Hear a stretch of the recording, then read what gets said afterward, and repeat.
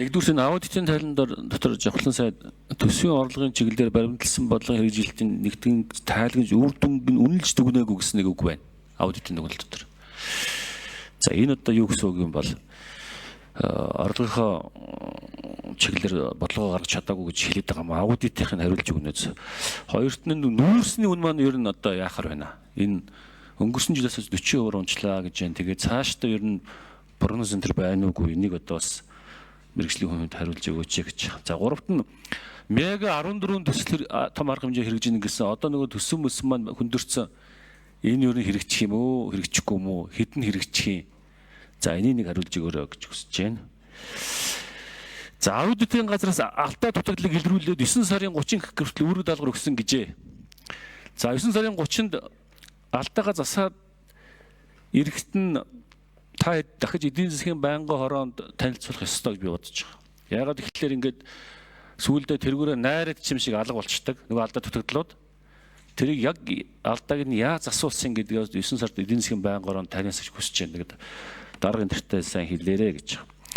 За дөрөвт нь эрчим хүчний яамныхан тэр нөгөө цахилгааны үн юм бол одоо ястаа болох гэдэг нь гэсэн. Одоо үн нэмсэн юу болж байна? Нөгөө эрчим хүчний асуудал чинь шийдэгдэж байна уу? Тэр ямар шатанда явна вэ? Цахилгааны үнийг өсөлтөнд жаахан нэмжүүл одоо салбар сэргийчих гэдэг нэг гэдсэн. Тэрэн дээр одоо тайлбар өгөөрэй. Би нэмж асууна.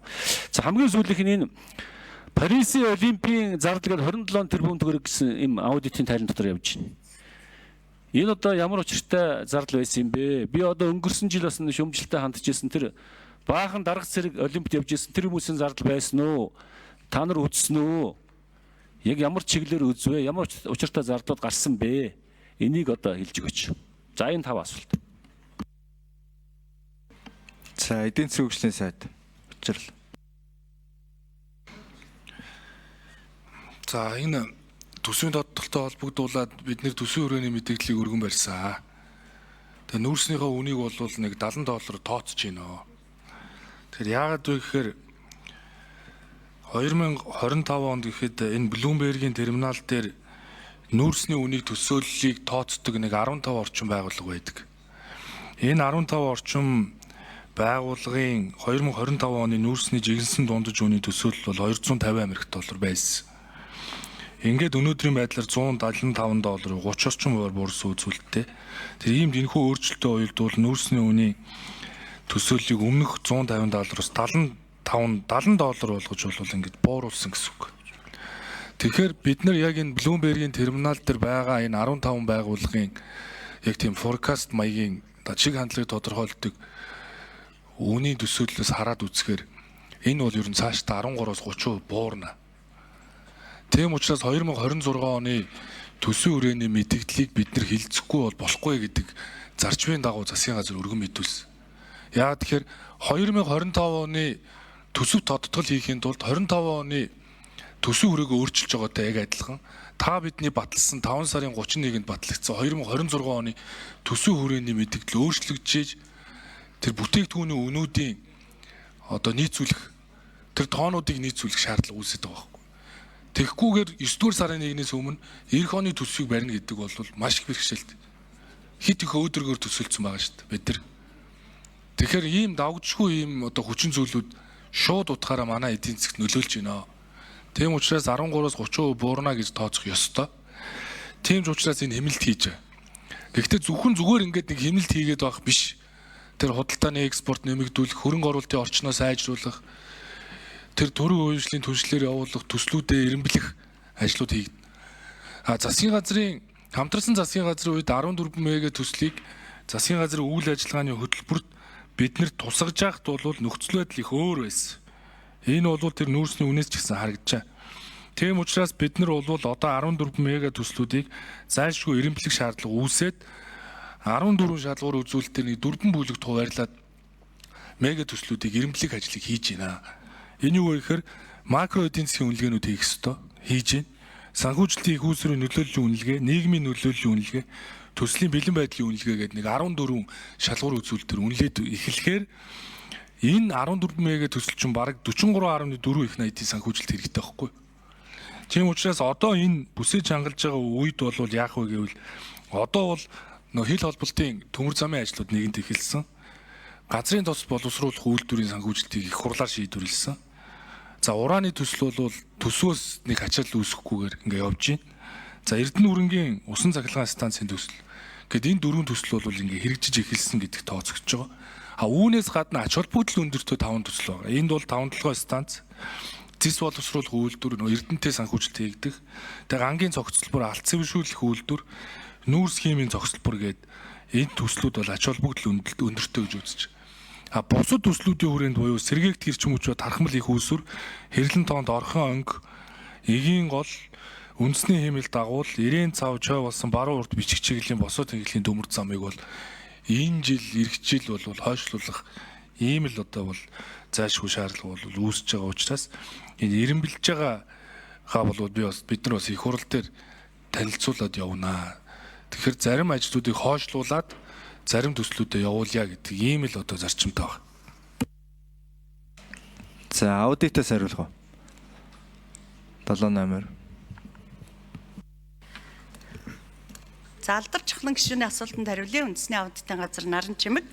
За төрийн аудитын байгууллагаас өгсөн зөвлөмж албан шаардлага шийдвэрийн хэрэгжилтийг 30-ны дотор төлөвлөгөөний дагуу хийсэн ажлынхаа тайлан гэрүүлээд за тэдгээрийг бид нар үнэлээд за энэ аудитын байгууллагаас өгж байгаа асуудлуудыг бүрэн хэрэгжүүлэхгүйгээс төсвийн эренбэлийн захирагчдын тайлангууд дээр гарч байгаа зөрчлүүд нэмэгдээд байгаа учраас бүтэц зохион байгуулалтын шинжилэл хийж аудитын шийдвэрийн хэрэгжилтийг хяндаг ийм газартай болж байгаа. Тэгэхээр энэ газар маань энэ тайланхаа биелэлтийг холбогдох байнгын хороодод төсвийн ерөнхийлөн захирагч нарт энэ чиглэлээр одоо энэ талаар чиглэл өгөх талаар Монгол Улсын ерөнхий аудитор төслийн тогтоол их хурлаас бас тогтоолын төсөл бэлдсэн байгаа. Энийгээ батлуулахаар энэ чиглэлээр аудитын байгууллагаас тодорхой ажил хийж холбогдох байнгын хороодууд нь хилцэж хариуцлага тооцоолж явах талаар бас тодорхой ажлуудыг төлөвлөд ажиллаж байгаа. За Парис 2000 За 7 номер нэмж хариулъя. Парис 2024 Олимпийн наадамд тамирчдыг оролцуулахаар 27 тэрбум төгрөгийг төлөвлөснөөс 25.2 тэрбум төгрөгийг бол зарцуулсан гэсэн гүйцэтгэл гарсан байна. Энэ бол зөрчил биш. Энэ юуны зардал байсан бэ гэж тодорхой асууж байна лээ. Юуны зардлууд байна? Энэ Монгол Улсын шигшээ багийн үйл ажиллагааны тамирчид зарцуулсан зардал байсан. Дан тамирчдад зарцуулсан юм уу? Тий. Дан тамирчдад 27 тэрбум зарцуулсан гэж та хариулж штэ тийм үү? 25.2 тэрбум төгрөг зарцуулсан байгаа. Яг байгууллагын хийсэн төсвийн төвлөрүүлэн захирагчийн тайлан бас хөрвүүлж болно. Тэр тайлан дээр дэлгэрэнгүй тодорхой зөрчилтөө хязгаарлалтаа сандалт өгнөлт өгсөн ийм тайлан байна. За эрчим хүчний сайд байна уу? Халууг нь эрчим хүчний яамнаас хоёуг цогт. За 4 номерын микрофон суулна. 4 номерын микрофоныг. За 2 номер дээр суучлаа. 2 номерын микрофоныг өг.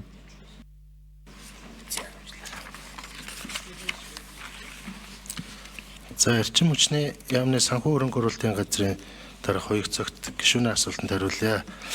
За үн тарифтай холбоотой 2024 оны төсвийн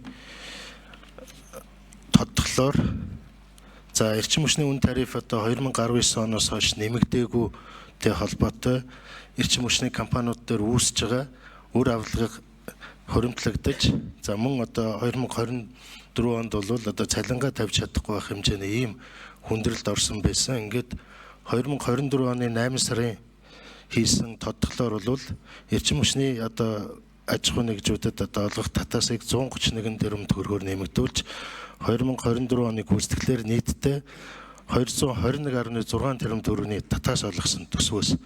За энэ бол нийт одоо эрчим хүчний сайдын багцын санхүүжилтийн 92% байсан. За эрчим хүчний зохицуулах.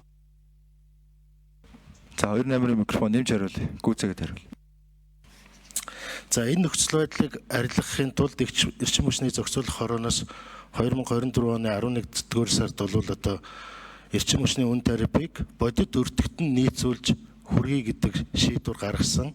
За ингээд хоёр дахь зорилт нь бол цаашид энэ үн тарифыг өртөгт нөлөөлж байгаа хүчин зүйлсээс хамаарат индексжүүлэх юм хоёр зорилго тавьсан байсан. Харамсалтай нь бол энэ шийдвэрүүд 2025 оны 1-р улиралд буцсан. За ингээд будсан учраас одоо үн тариф нөгөө бодит өртөгтөө хүрч чадаагүй юм нөхцөлд байгаа. За ингээд 2025 онд бол одоо алдагдлгүй ажиллах юм зорилт тавьж ирсэн боловч одоо энэ үн тарифын одоо хойшилснаас хамаарат дахиад татаас хөнгөлөлтийн асуудал бол энэ төсвийн даатгал дээр бас хилцэж орж ирж байгаа. За алдарч ахлан гишүүн тодруулъя. За үндэсний аудитын орооных нэг санал байна. Та хэд маань одоо саяны ярьсан юмудаар ингээд нягтлаад дахиад мэдээлэл өгмөр байна. Хоёрт нь энэ эрчим хүчний зохицуулах хороо гэж нэг юм утгагүй байгууллага байгаа. Зөвхөн үн нэмэхэд мэд гарч ирдэг. Тэгээ алга болчдөг, тусгай зөвшөөрөл олгодог. Өөр юу шийдгүй нэг юм байгууллагууд байгаа.